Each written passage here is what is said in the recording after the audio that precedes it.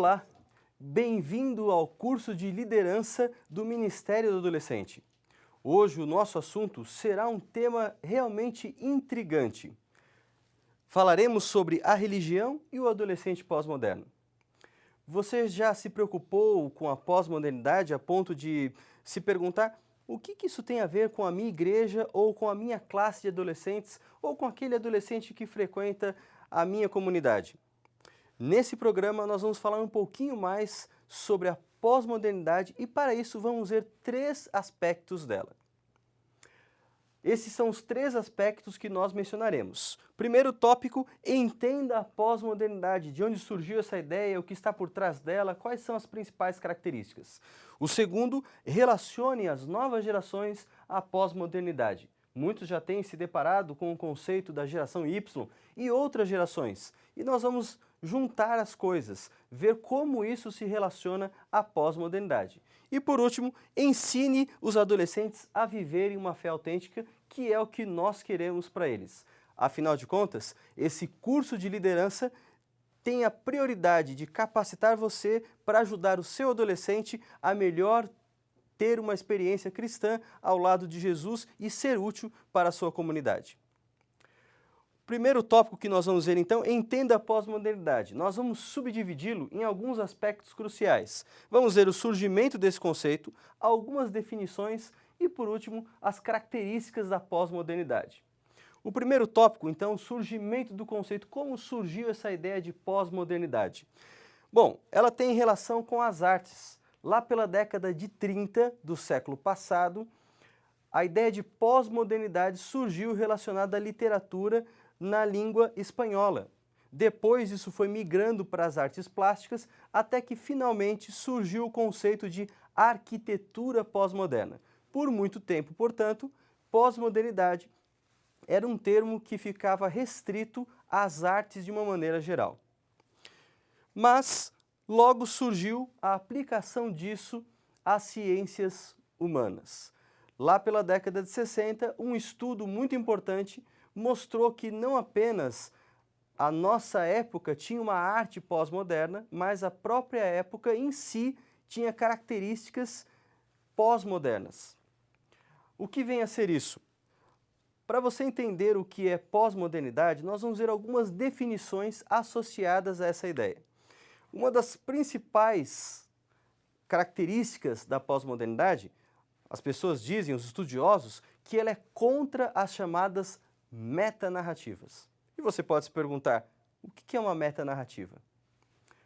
As metanarrativas, na verdade, são grandes ideologias, grandes conceitos religiosos que explicam o mundo. São tradições desde o período pré-moderno que foram sobrevivendo. E essas tradições elas perdem a sua relevância na pós-modernidade. O que significa isso? Significa que agora nenhuma dessas histórias pode reivindicar a autoridade definitiva. Nenhuma história, nenhuma ideologia é melhor do que a outra. E nós já vamos descobrir o porquê. Um outro conceito bastante associado é o conceito de cosmovisão. Pode parecer uma palavra bem estranha essa, mas cosmovisão é um conceito bem simples. Se refere à grade de valores, de conceitos, de experiências e de opiniões que nós formamos. Geralmente essa grade, ela responde a algumas questões básicas, como por exemplo, quem nós somos? Deus existe? Para onde nós vamos depois da morte? Entre outras questões básicas que são pertinentes à natureza humana. Então a cosmovisão, uma vez respondida essas perguntas, ela forma uma grade pela qual nós vamos interpretar o mundo e a realidade ao nosso redor. É muito similar o conceito de cosmovisão e metanarrativa. Na verdade, há pouquíssimas diferenças entre ambas, e aqui nós vamos tratá-las como se fossem a mesma coisa. Um outro conceito importante é o conceito de Zeitgeist. Zeitgeist é um termo que surgiu da filosofia alemã e significa espírito do tempo. É quando uma cosmovisão ela vence as barreiras de uma determinada geografia e de apenas uma determinada época e ela se expande, agora influenciando um maior número de pessoas e regiões por uma determinada época. Para você associar esse conceito de Zeitgeist, eu quero pensar com você em um exemplo. O exemplo do shopping center. Numa determinada região, um bairro da sua cidade, por exemplo, você vai encontrar um comércio representado por algumas lojas.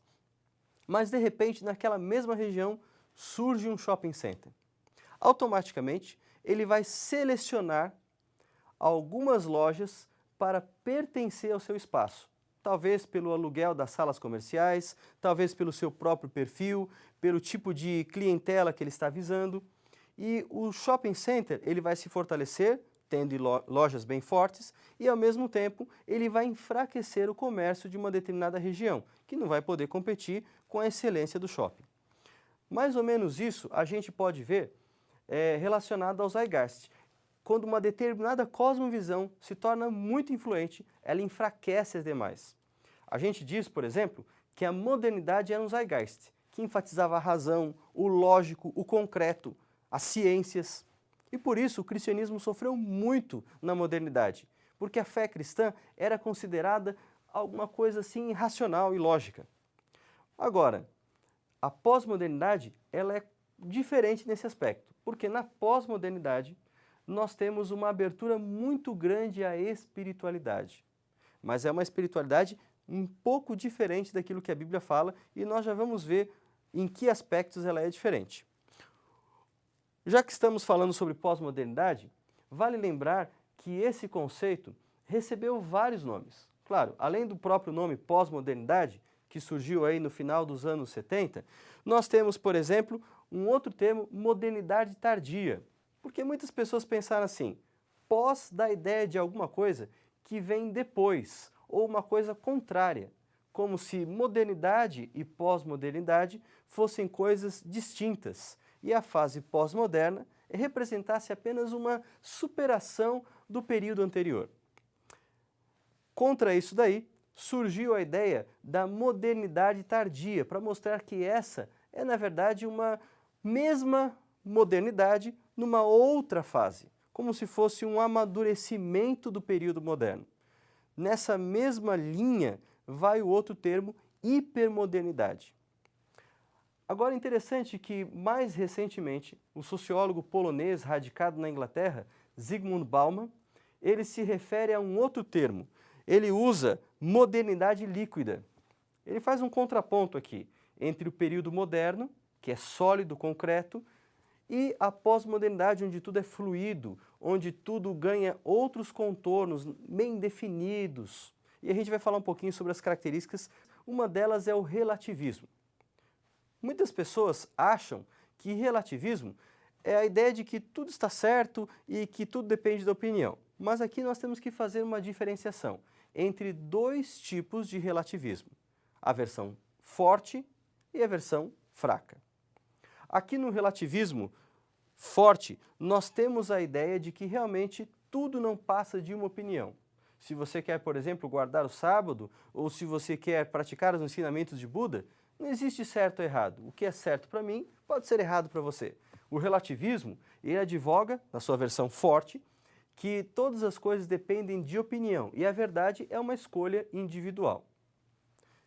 Já na versão fraca do relativismo, apesar das opiniões serem variantes, nós ainda temos algumas coisas que são praticamente universais, como, por exemplo, tolerância, o amor, a fraternidade, a honestidade, e esses valores não mudam. Existe apenas essa pequena diferença entre as duas formas de relativismo. Uma outra característica da pós-modernidade é a sua subjetividade. A gente mencionou antes que na modernidade as coisas eram concretas, exatas. Se enfatizava muito o empirismo, a lógica.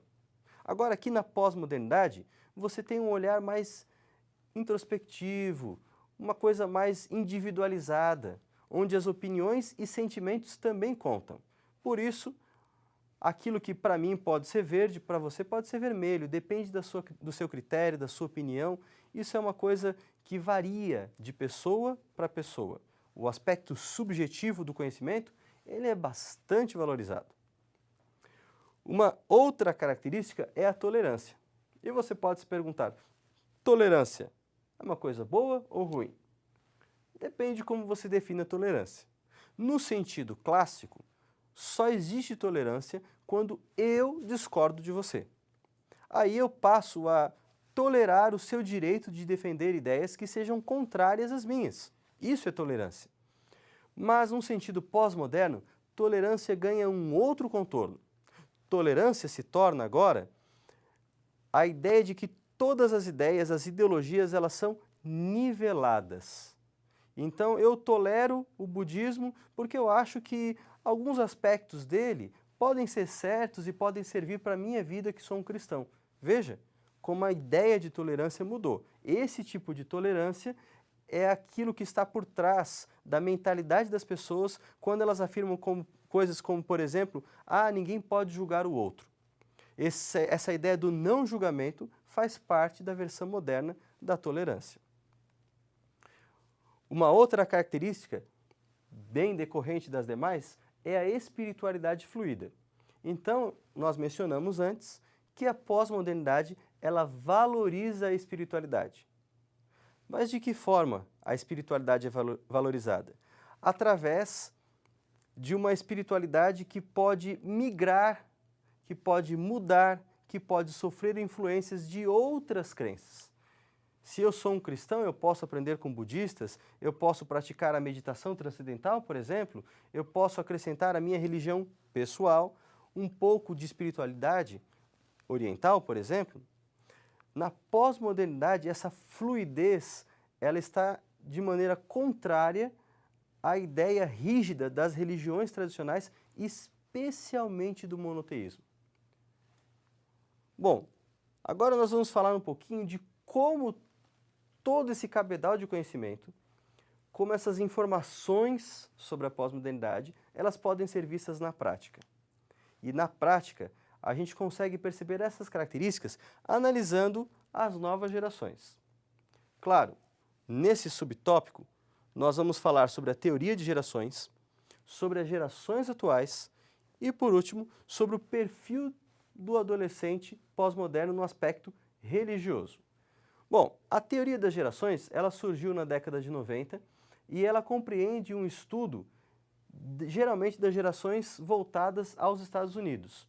Então eles analisam a cada 20 anos, a cada 30 anos, surge uma nova geração em decorrência das mudanças culturais, de fatores como guerra, depressão econômica ou qualquer outro tipo de mudança de governo, por exemplo, e essas novas gerações apresentam perfis distintos. Aqui, para esse assunto, para esse tema, nós vamos enfocar apenas as gerações mais recentes que cobrem o período daquilo que nós chamamos de pós-modernidade. Na literatura religiosa, nós temos diversos livros hoje que buscam falar desse assunto das gerações emergentes, principalmente na área de evangelismo. Então já faz algumas décadas que alguns missiólogos, principalmente nos Estados Unidos, acabam tratando desse assunto de pós-modernidade e gerações emergentes, pensando em como alcançar essas gerações, o que é um enfoque bem interessante. No Brasil, há alguns livros que foram traduzidos, especialmente na área de marketing, gestão de empresas, porque há uma preocupação muito grande nesses setores em fidelizar não apenas o cliente, mas também o empregado que pertence às gerações emergentes. Antigamente, as pessoas ficavam a vida inteira numa mesma empresa. Depois de algumas décadas, as pessoas começaram a procurar as empresas que pagavam mais ou que ofereciam melhores condições. Ultimamente, as gerações mais recentes são tão idealistas que a média de permanência no emprego para pessoas abaixo de 25 anos é de apenas 3 anos. Então há uma preocupação das empresas em manter esse funcionário porque é um funcionário criativo, com know-how, mas ao mesmo tempo que tem esse perfil de migrar facilmente de uma empresa para outra. Falando sobre as gerações atuais, nós temos algumas gerações a partir da década de 40. Então, da década de 40 até os anos 60, e os diversos estudiosos eles vão divergir nas datas exatas, sempre do início e do fim de uma geração, existe essa geração que é considerada uma das gerações pioneiras no que diz respeito à pós-modernidade. Foi uma das primeiras a ser influenciada pela pós-modernidade. Eu me refiro aos Baby Boomers. Por que essa geração recebeu o nome de Baby Boomers? Veja, os Baby Boomers eles surgem na época do pós-guerra dos Estados Unidos. Nesse período, os soldados voltavam para casa, tinham um mundo a reconstruir e, claro, a taxa de natalidade aumentou. Por isso, os Baby Boomers são assim conhecidos como os filhos da guerra, aqueles que nasceram no período posterior ao da guerra. E essa geração é uma geração que começa a se insurgir contra alguns valores tradicionais. É a geração, depois, que vai viver a grande revolução sexual dos anos 60. A geração que vai começar a descobrir a pílula anticoncepcional, que vai enfatizar a juventude como uma categoria à parte, não apenas uma etapa de transição na vida. E essa geração vai ser a primeira a ser influenciada pela cultura pop. Depois dos Baby Boomers, nós temos a chamada Geração X. A Geração X se estende de um período da década de 60, anos iniciais da década de 60, até os anos finais da década de 70. Essa geração já viveu no período posterior ao da Revolução Sexual. É a geração que cresceu com medo da AIDS, que viveu o período conturbado das manifestações contra a Guerra do Vietnã. Nos Estados Unidos ficou conhecida como a geração que também viveu um período conturbado quando os negros americanos começaram a lutar pelos seus direitos civis. E essa geração é uma geração extremamente competitiva e que você percebe nela algumas características da pós-modernidade bem desenvolvidas. Após a geração X, nós temos a conhecidíssima, ou pelo menos tão comentada nos meios de comunicação, geração Y. Muitos dos que me ouvem provavelmente pertencem a essa geração. A geração Y, ela se estende de 1980 até o final dos anos da década seguinte. Eu, por exemplo, nasci em 1981. Então, pela maior parte dos estudiosos, eu estou incluso nesse período da geração Y. A geração Y, ela viveu esse período da revolução tecnológica digital. Foi a geração que conheceu a internet, que teve diversos estímulos, porque as mídias se tornaram muito fortes a partir da década de 80, com o surgimento de videogames, depois videogames portáteis, uma interação graças à internet também, e tudo isso fez com que essa geração se tornasse uma geração muito mais fluida do que a anterior. A geração Y é a geração que chegou recentemente ao mercado de trabalho. Jovens que têm aí de 17, 18 anos, até gente com seus 35 anos, por exemplo, estão inclusos nessa geração que tem essas características. Mais recentemente, alguns têm proposto falar de uma quarta geração. Seria a geração Z. Apesar de ter muita gente fazendo palestras acerca das características da geração Z, nós temos que falar de uma forma um pouquinho mais séria. Academicamente, não existem estudos que tratem seriamente da geração Z. Afinal de contas, nem se chegou a um consenso sobre essa nomenclatura. Alguns, por exemplo, propõem geração M, porque eles seriam multitarefas, mas essa já era uma característica da geração anterior, então não teria tanta diferença.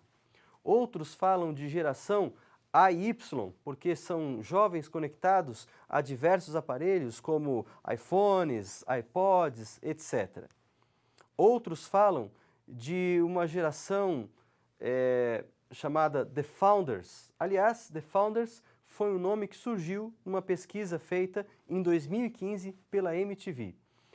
Entrevistando jovens de todos os Estados Unidos, eles perguntaram a eles qual seria o nome que eles próprios dariam à sua geração. E o nome escolhido foi The Founders. Provavelmente isso significa que daqui a alguns anos, quando se for pesquisada essa geração, se abandone de vez a nomenclatura geração Z e se use essa nomenclatura The Founders, que hoje nos Estados Unidos tem tido grande repercussão. The Founder significa os fundadores e se refere a uma nova era. Talvez a característica mais forte dessa geração, daqueles que nasceram depois dos anos 2000 ou a partir de 2005, como alguns sugerem, seja justamente a interação não apenas com a internet em si, mas com uma característica da Web 2.0, que são as mídias digitais, como as redes sociais, por exemplo. Nós temos agora, então, condições de falar um pouquinho mais sobre o perfil religioso do adolescente pós-moderno. O adolescente pós-moderno ele é relativista, ele acredita que as religiões, as experiências religiosas são mais importantes do que as instituições religiosas. Esse adolescente também, ele vive num mundo onde não pode ser pregado nenhum preconceito, onde as minorias ganham cada vez mais voz e as minorias históricas, como mulheres, negros e homossexuais, têm tido grande aceitação e feito um trabalho de forte repercussão no mundo atual. Embora, claro, tenha algumas coisas muito questionáveis nessas manifestações do ponto de vista cristão. Agora nós vamos então para a parte principal. Vamos ver como ensinar os adolescentes a viverem uma fé autêntica, uma experiência real com Deus. E aqui nós vamos ver alguns tópicos compreendendo esse aspecto importante que é o prático. A primeira coisa, a base bíblica da fé cristã. Nós, como Igreja Adventista, surgimos de uma experiência de desapontamento. Você conhece a história quando os mileritas finalmente chegaram ao 22 de outubro, o movimento se esfacelou. Mas uma pequena parte deles continuou estudando a Bíblia e chegaram, depois de muitas reuniões de oração e estudo sério e aprofundado da Bíblia, às doutrinas que eu e você temos hoje como base da nossa fé. Graças à experiência milerita, nós temos um legado muito importante, mas devemos continuar enfatizando o estudo das Escrituras. Afinal de contas, esse não é apenas o nosso legado, mas é a segurança de nós termos uma experiência real com Deus, porque Ele se manifesta através da verdade revelada que está nas Escrituras. Um segundo aspecto é a conexão entre fé e estilo de vida, e esse aspecto é muito importante. Eu digo que ele é importante porque o mundo evangélico, de uma forma generalizada, entende que fé e estilo de vida não estão associados. E nós, adventistas, acreditamos que a salvação, a experiência de salvação, ela não se dá apenas quando eu me encontro com Jesus. Salvação não é um encontro, salvação é um processo. Quando eu me encontro com Jesus e o aceito, eu sou justificado. Os meus pecados passados, eles são completamente cancelados. Deus os perdoou. Mas agora, eu devo continuar nessa experiência. Isso nós chamamos de santificação. É a minha vida com Deus. Isso vai envolver todos os aspectos da vida. Com quem eu me relaciono, o que eu faço no meu tempo livre, como eu me manifesto entre os meus colegas, no ambiente escolar, ou até mesmo na faculdade, no trabalho, como eu me relaciono com a minha fé, ela vai me nortear em todos os aspectos da minha vida. Essa é a santificação. E ela vai me habilitar ao encontro com Jesus assim que Jesus Cristo voltar a essa terra. Isso nós chamamos de glorificação. O apóstolo João, por exemplo, diz que nós não sabemos o que havemos de ser, mas nós seremos semelhantes a Ele, no caso Jesus, porque nós o veremos como Ele é. Que maravilhoso ter essa esperança. Salvação, portanto, é um processo que compreende a justificação, a santificação e, ao fim, a glorificação. Nós temos também um outro aspecto importante que é a coerência entre aquilo que eu creio e aquilo que eu vivo. Claro, os adolescentes, e se você já trabalha com eles há algum tempo, eles têm um detectômetro e eles conseguem perceber rapidamente as nossas incoerências.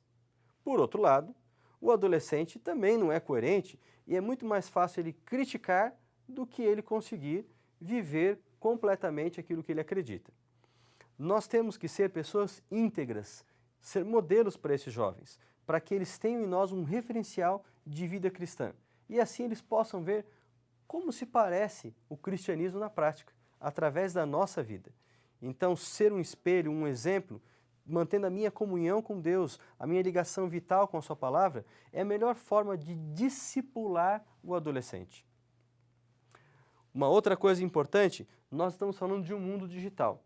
Um mundo onde, segundo o Instituto Barna, mesmo adolescentes cristãos não veem nenhum tipo de erro em baixar músicas cristãs, mesmo sem pagar os direitos autorais.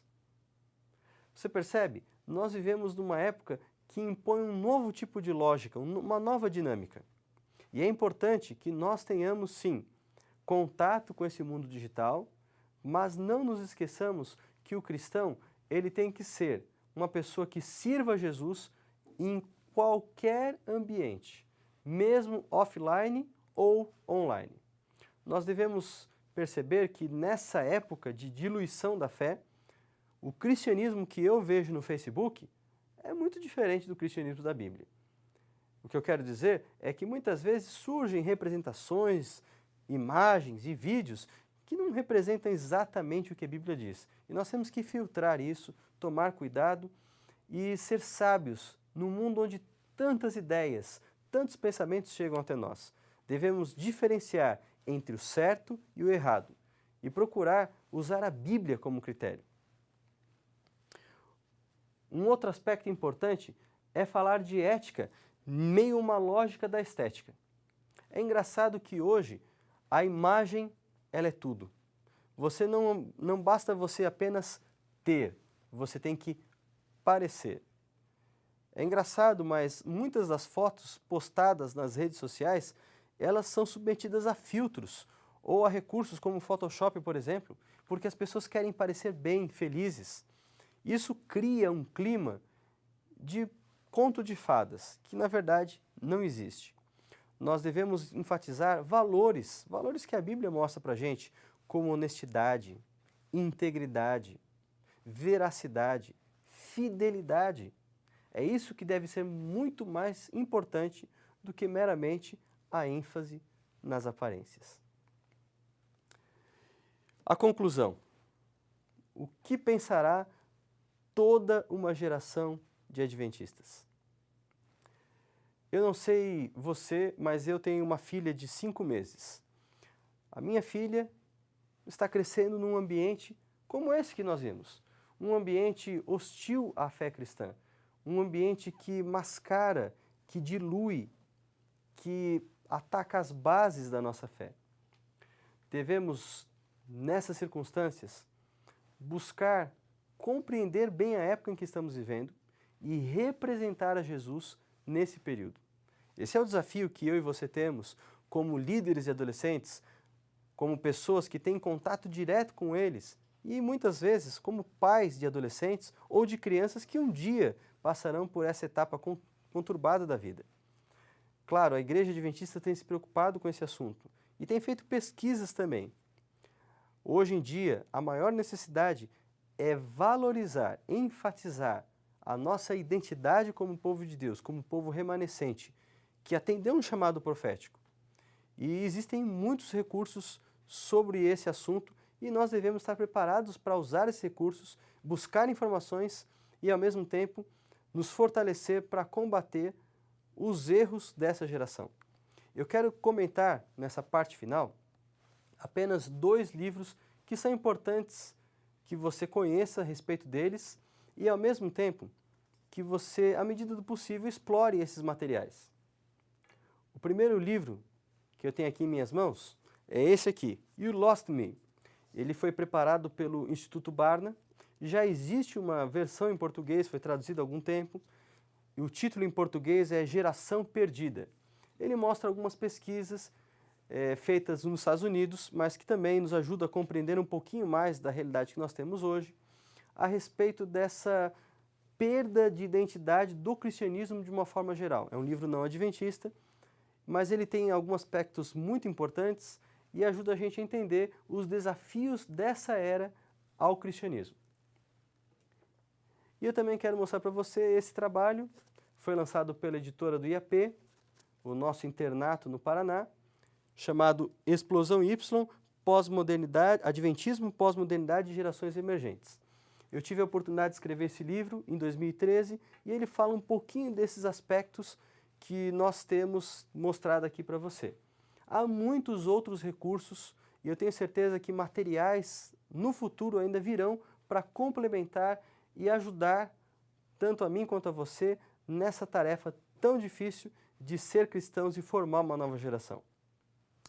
Essa foi a nossa aula especial sobre adolescência e pós-modernidade. Que Deus permaneça capacitando você para formar uma nova geração de pessoas fiéis ao nosso Deus.